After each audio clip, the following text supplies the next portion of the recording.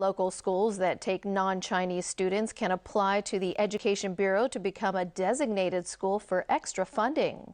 But as Diane To reports, there are criticisms that this is creating a segregated net of non-Chinese speaking schools.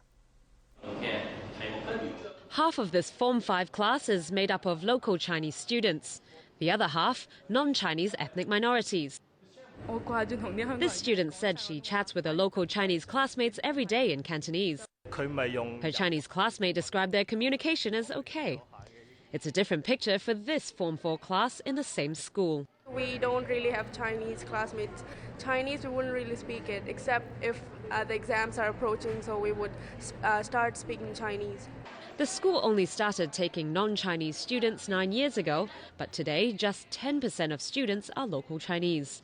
This school year, in 15 of 21 designated primary schools, more than 50% of the students enrolled were non-Chinese students.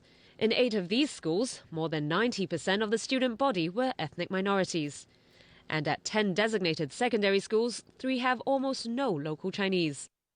Commission on Poverty member Stephen Fisher said with no or poor command of the local language, low-income ethnic minorities simply cannot gain social mobility. But in Hong Kong, our schools are segregated.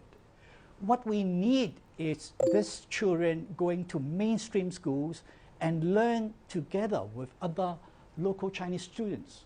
He said what schools need is an official Chinese as a second language curriculum.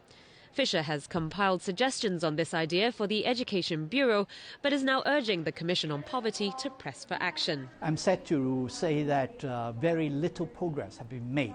We hope that the chairperson of the Commission, the Chief Secretary, will look at this problem and call her colleagues together and try to resolve this problem.